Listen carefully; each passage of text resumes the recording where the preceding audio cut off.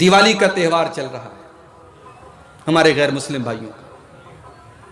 کل سے برابر میرے پاس واٹس ایپ پر میسج آ رہے ہیں, مولوی صاحب دیوالی کی مٹھائی کھانی چاہیے کہ نہیں کھانی چاہیے, مولوی صاحب دیوالی کی مبارکباد دینی چاہیے کہ نہیں دینی چاہیے. اگر کوئی یہ کہتا ہے دیوالی کی مبارکباد نہیں دینی چاہیے تو پھر سوال آتا ہے مولوی صاحب ہمارے ہندو بھائی ہمیں عید کی مبارکباد دے رہے ہیں, بقرعید کی مبارکباد دے رہے ہیں, شب برات کی مبارکباد دے رہے ہیں, اور ہم ان کو دیوالی کی مبارکباد نہ دیں. ہم بھارت میں رہتے ہیں, یہاں سب کے ساتھ گھل مل کر کے رہنا پڑتا ہے, ہم کیسے نہیں دیں گے؟ اس سے بڑی نفرت کی بھاونا پیدا ہوگی, بڑا غلط سندیش جائے گا. طرح طرح کی باتیں ہو رہی ہیں. میرے پیارے بھائیوں, آج ہندوستان کی سرزمین پر اپنے ہندو بھائیوں کے ساتھ ہم رہتے ہیں. اس مسئلے کا حل بھی ہمیں اللہ کے رسول کی سیرت میں ملے گا, کیونکہ اللہ نے فرما دیا لَقَدْ كَانَ لَكُمْ فِي رَسُولِ اللَّهِ أُسْوَةٌ حَسَنَةٌ, میرا نبی تمہارے لیے نمونہ ہے. ہم یہ غور کر کے دیکھیں گے, ہمارے نبی بھی تو مکہ کی سرزمین پہ غیر مسلموں کے ساتھ رہتے تھے, ہمارے نبی بھی مشرکوں کے ساتھ رہتے تھے. ہمارے نبی نے کیا کبھی ان کو کسی تہوار کی مبارکباد دی؟ کیا کبھی ان کے کسی تہوار کی مٹھائی کھائی؟ کیا کبھی آپ نے ان کے کسی پرو پر, ان کے کسی تہوار پر ان کو شبھ کامنا دی؟ جب ہم نبی کی سیرت اٹھا کے دیکھتے ہیں پتہ یہ چلتا ہے اللہ کے نبی جب مکہ میں غیر مسلموں کے ساتھ رہتے تھے, آپ ان کے سکھ دکھ میں ان کے کام آتے تھے, ان کی پریشانیوں کو دور کرتے تھے, ان کے ساتھ اچھا سلوک کرتے تھے. مگر جب مسئلہ اسلام کا آ جاتا تھا, مگر جب مسئلہ توحید کا آ جاتا تھا, مگر جب مسئلہ ایمان کا آ جاتا تھا, اللہ کے نبی کوئی کمپرومائز نہیں کرتے تھے. ایک بار مکہ کے مشرکین آپ کے پاس آئے, کہنے لگے اے محمد چھوڑو یہ نفرت کی باتیں, تم کہتے ہو ایک اللہ کی عبادت کرو, ہم کہتے ہیں 360 بتوں کی عبادت کرو. چلو ہم ایک سمجھوتا کر لیتے ہیں, ایک دن تم ہمارے معبود کی عبادت کرو, ایک دن ہم تمہارے معبود کی عبادت کریں گے. ایک دن ہم بھی لا الہ الا اللہ پڑھ لیتے ہیں, اور ایک دن تم بھی ہمارے لات کے سامنے, ہمارے حبل کے سامنے, ہمارے عزا کے سامنے تم سجدہ کرنا شروع کر دو. اے محمد آؤ سمجھوتا کر لیتے ہیں, تم ہمارے معبودوں کی عبادت کرو, ہم تمہارے معبود کی عبادت کرتے ہیں. سمجھوتے کا آفر آیا ہے.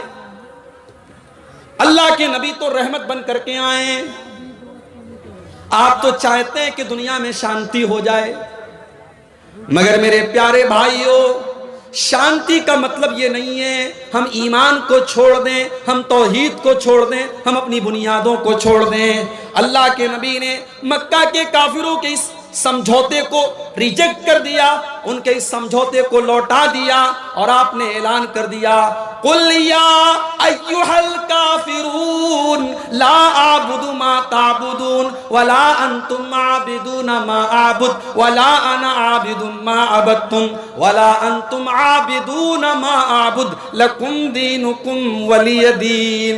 اے کافرو, تم جس کی پوجا کرتے ہو اس کی میں پوجا نہیں کر سکتا, اور جس کی میں عبادت کرتا ہوں اس کی تم عبادت نہیں کر سکتے.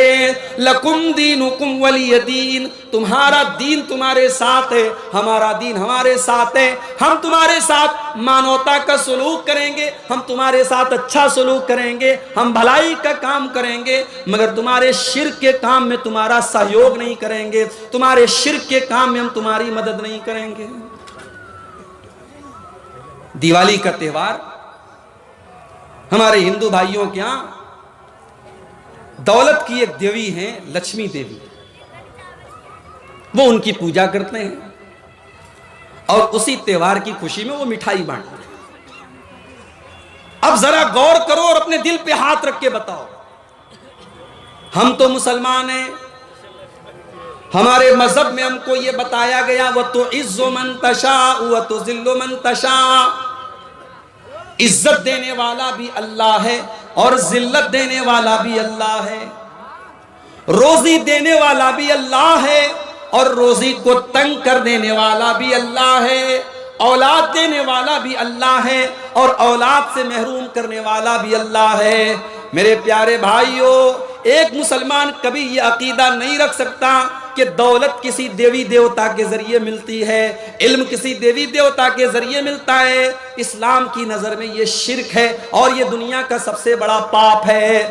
اسلام کی نظر میں اگر کوئی علم اور دولت کے لیے کسی کی پوجا کر رہا ہے، اللہ کو چھوڑ کر کے کسی کی عبادت کر رہا ہے، اسلام کی نظر میں یہ سب سے بڑا اپرادھ ہے، سب سے بڑا پاپ ہے۔ اور اسلام یہ ہم سے کہتا ہے اگر ہو سکے تو اس کو روک لو شرک کرنے سے، اگر روک نہیں سکتے تو تم اس کو زبان سے منع کرو، اگر زبان سے منع نہیں کر سکتے تو کم سے کم دل سے برا جانو۔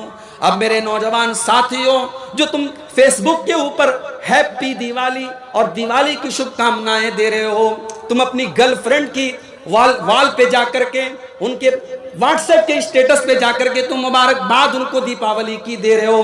اب ذرا اپنے دل پر ہاتھ رکھ کے بتاؤ، جب تم نے دیوالی کی مبارکباد دے دی اور تم نے دیوالی کی مٹھائی کھا لی تو تم اس شرک کو کہاں تم دل سے برا جان رہے ہو؟ اگر تم دل سے برا جانتے تو اس کی مبارکباد نہ دیتے، تم دل سے برا جانتے تو اس کی مٹھائی نہ کھاتے۔ یہ بڑی عجیب بات ہے۔ لوگ کہتے ہیں بھائی اتنے سخت مت بنو۔ بھائی ہم سخت بننے کی بات کہاں کر رہے ہیں؟ آپ غیر مسلموں کے ساتھ اچھا سلوک کریں، انسانیت کا سلوک کریں، اپنے اخلاق سے ان کا دل جیتیں۔ یہ آپ سے کس نے کہہ دیا کہ آپ دیوالی کی مبارکباد دیں گے اور دیوالی کی مٹھائی کھائیں گے تب آپ کا غیر مسلم بھائی آپ سے خوش ہو جائے گا؟ یہ بات یاد رکھیے میرے بھائیوں، ہمارے نبی صلی اللہ علیہ وسلم غیر مسلموں کے ساتھ سلوک کرنے کے معاملے میں بھی ہمارے لیے نمونہ ہے۔ مسجد میں آپ نماز پڑھنے کے لیے گئے، اللہ اکبر کہہ کر کے آپ نے ہاتھ باندھا، نماز آپ شروع کرنے جا رہے ہیں، اللہ کے نبی فرماتے ہیں صلو کما رأیتمونی اصلی، نماز ویسے پڑھو جیسے اپنے نبی کو تم نے نماز پڑھتے ہوئے دیکھا ہے۔ جیسا طریقہ نبی کا تھا نماز کا، ویسے ہی طریقے پر ہمیں نماز پڑھنی ہے۔ اللہ کے رسول جب نماز پڑھتے تھے سینے پر ہاتھ باندھتے تھے، سب سے پہلے دعائے ثنا پڑھتے تھے، اللہم باعث بینی پڑھتے تھے، اعوذ باللہ پڑھتے تھے، بسم اللہ پڑھتے تھے، سورہ فاتحہ پڑھتے تھے۔ آپ نے یہ بھی فرمایا بغیر سورہ فاتحہ کے کوئی نماز نہیں ہوتی۔ آپ نے یہ بھی فرمایا جو سورہ فاتحہ نہ پڑھے فہیہ خداجن فہیہ خداجن، اس کی نماز ادھوری ہے، ادھوری ہے، ادھوری ہے، اس کی نماز پوری نہیں ہے، اس کی نماز پوری نہیں ہے۔ اس کے بعد اللہ کے نبی کوئی اور سورت پڑھتے، پھر آپ رکوع میں جاتے اور رکوع میں جانے کے پہلے آپ رفع یدین کرتے، اپنے دونوں ہاتھوں کو اٹھاتے کندھے تک۔ رکوع میں جب آپ جاتے آپ کی پیٹھ اور آپ کا سر بالکل برابر ہوتا اور اطمینان سے آپ رکوع کرتے اور اپنے دونوں ہاتھوں سے اپنے گھٹنے کو مضبوطی سے پکڑ کر کے آپ رکوع کرتے۔ رکوع میں آپ نے بہت ساری دعائیں سکھائی ہیں، سب سے مشہور دعائیں سبحان ربی العظیم، یہ دعا کم سے کم 3 بار پڑھنی چاہیے، اللہ کے رسول پڑھتے تھے۔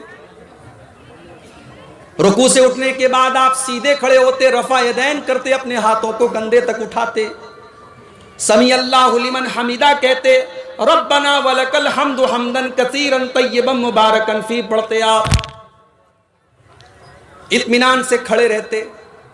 اس کے بعد آپ سجدہ کرتے اور سجدے میں جاتے وقت پہلے اپنے ہاتھوں کو زمین پر رکھتے، پھر اپنے گھٹنے کو بعد میں رکھتے۔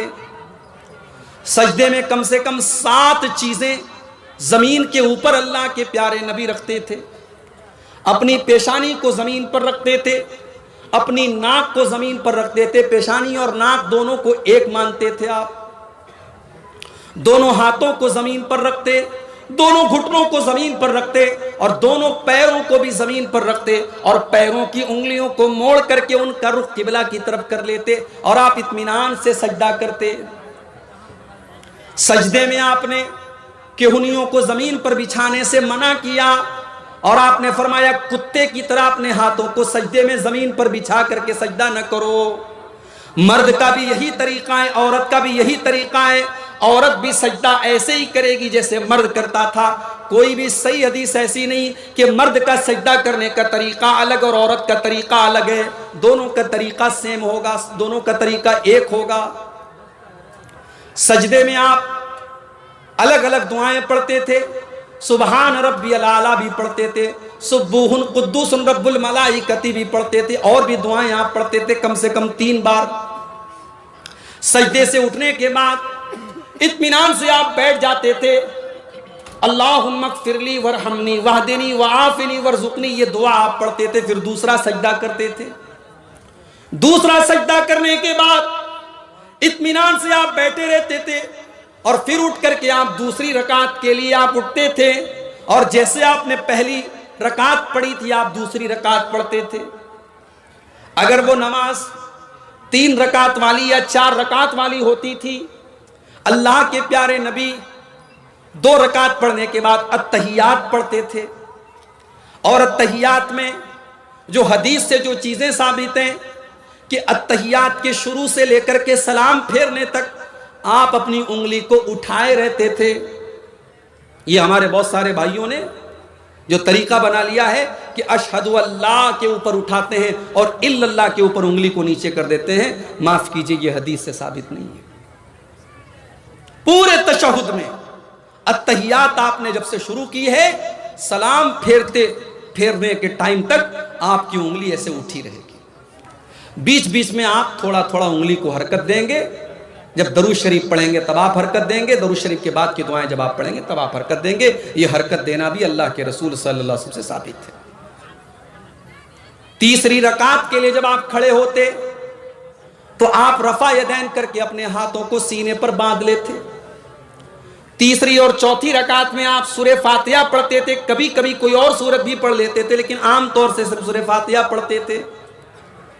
اور جب آپ نماز کے آخری تشہد میں بیٹھتے تھے تو اپنے بائیں پیر کو آپ داہنے پیر کے نیچے سے نکال کے اپنی کمر کے بل بیٹھا کرتے تھے، اور التحیات پڑھتے تھے۔ التحیات کے بعد درود شریف پڑھتے تھے، درود شریف کے بعد آپ مختلف دعائیں پڑھتے تھے۔ اللہم انی ظلمت نفسی والی دعا بھی پڑھتے تھے، اللہم انی اعوذ بک من عذاب جہنم والی دعا بھی آپ پڑھتے تھے۔ اس کے بعد آپ السلام علیکم ورحمۃ اللہ، السلام علیکم ورحمۃ اللہ، داہنے اور بائیں طرف آپ سلام کرتے۔ یہ ہے اللہ کے رسول کی نماز کا طریقہ۔ اب کوئی اگر یہ کہتا ہے مولوی صاحب آپ نے طریقہ تو بتا دیا، لیکن ہم تو اسی طریقے پر نماز پڑھیں گے جو باپ دادا سے ہم دیکھتے چلے آئے تھے، معاف کرنا میرے بھائی، اللہ تعالیٰ کے آپ سے یہ نہیں پوچھا جائے گا آپ کے باپ دادا کیسے نماز پڑھتے تھے، اللہ تعالیٰ کے یہاں یہ پوچھا جائے گا آپ کی نماز رسول کے طریقے کے مطابق تھی کہ نہیں تھی۔ اس لیے کہ اللہ نے اعلان کر دیا لَقَدْ كَانَ لَكُمْ فِي رَسُولِ اللَّهِ أُسْوَةٌ حَسَنَةٌ، او لوگو جب میں نے اپنے رسول کو تمہارے لیے نمونہ بنا کر کے بھیجا ہے تو تم نے میرے نبی کے طریقے پر نماز کیوں نہیں پڑھی؟ ایک صحابی مسجد میں آتے ہیں، 2 رکعت نماز پڑھتے ہیں، نماز پڑھنے کے بعد وہ اللہ کے رسول کو آ کر کے سلام کرتے ہیں، اللہ کے پیارے نبی ان کے سلام کا جواب دیتے ہیں، اور جواب دینے کے بعد اللہ کے نبی کہتے ہیں ارجع فصلی فإنک لم تصلی، جاؤ تم پھر سے نماز پڑھو، تمہاری نماز نہیں ہوئی۔ صحابی پھر سے آتے ہیں، پھر سے 2 رکعت نماز پڑھتے ہیں، پھر آ کر کے اللہ کے رسول کو سلام کا جواب دیتے ہیں۔ اللہ کے رسول صلی اللہ علیہ وسلم سلام کا جواب دیتے ہیں اور کہتے ہیں جاؤ پھر سے نماز پڑھو، تم نے نماز نہیں پڑھی۔ جب 3 بار ایسا ہو جاتا ہے، صحابی اللہ کے نبی سے کہتے ہیں کہ اللہ کے نبی آپ ہی بتا دیجئے کہ نماز کیسے پڑھی جائے۔ اللہ کے پیارے نبی اپنے صحابی کو سمجھاتے ہیں جب تم نماز کے لیے کھڑے ہوا کرو تو اطمینان سے کھڑے ہو جاؤ، جلدی بازی میں نماز نہ پڑھو، اطمینان سے نماز پڑھو، سورہ فاتحہ پڑھو، کوئی سورت پڑھو، پھر اطمینان سے رکوع کرو، پھر اطمینان سے رکوع کے بعد کھڑے ہو جاؤ۔ تمہاری نماز میں سکون ہونا چاہیے، اطمینان ہونا چاہیے۔ جلد بازی والی نماز اگر تم نے پڑھی تو تمہاری نماز اللہ تعالیٰ کیا مانی نہیں جائے گی۔ میرے بھائیوں اپنی نمازوں کا جائزہ ہم اور آپ لے لیں کہ ہماری نمازیں اللہ کے رسول کے طریقے کے مطابق ہیں کہ نہیں.